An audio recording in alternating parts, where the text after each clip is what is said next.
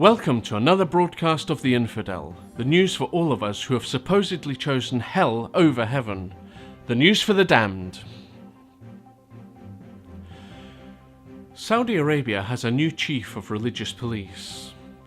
King Abdullah issued a decree on Friday the 13th of January, replacing the current chief of religious police, Sheikh Abdul Aziz Al Humain, with Sheikh Abdul Latif Al Sheikh.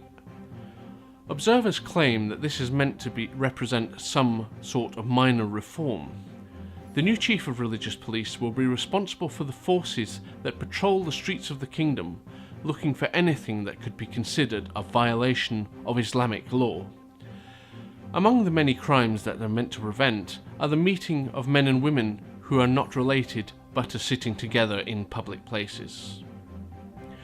A year ago, Sheikh Abdul Latif Al Sheikh commented on the segregation of sexes and said that it was not forbidden by religion.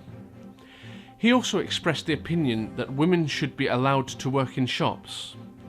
Unhappy clerics have included the Grand Mufti, who said the complete opposite, adding that it was not only a crime but disrespectful. The Egyptian government will likely fall into the hands of the Muslim Brotherhood.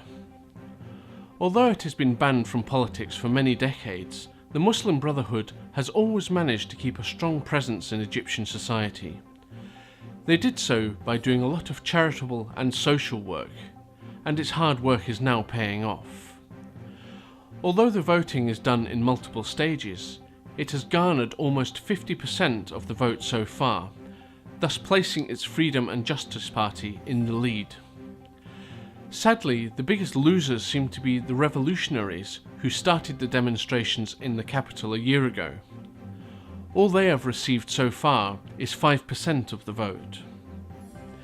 Does that mean that Egypt will have a Muslim Brotherhood president? Yes and no. Although it always said it would not run a candidate for the position, a long-time member, Abdel Manem Abul Fatou, did throw his hat into the ring. As for religious freedoms, opinions are divided, and only the future will tell. Philippines Catholics defy bomb threats. On Monday, January 9th, millions of Catholics participated in an annual religious procession in Manila, even though they had been warned of a possible terrorist attack by Islamist militants. The Philippines President Benigno Aquino III had sounded the alarm the previous day, saying that the authorities had discovered a plot to disrupt the parade. But it did not scare away the fervent Catholics who showed up in strength. Police crowd estimates at the beginning of the day were about 3 million faithful, and this number later grew to 9 million. The mobile phone service was blocked along the parade route to prevent anybody from triggering a bomb. Meanwhile, 15,000 police officers were deployed to ensure security. During this procession, people gather around a life-size wooden statue of Jesus, called the Black Nazarene. It is supposed to hold healing powers. A student who fought to have a religious banner removed is facing abuse. Following the recent legal battle forcing the Cranston West High School in Rhode Island to remove a religious banner from its walls, atheist student Jessica Alquist is now the target of religious people who have used the internet to attack her. One such person posted on Twitter that he wanted to punch the girl in the face, while another wrote, "How does it feel to be the most hated person in Rhode Island? You're a puke and a disgrace to the human race." The school, who had fought to keep the banner, claiming that after nearly 50 years on its wall it had become a historical artifact. But a judge viewed the situation differently and ruled that it violated the separation of church and state.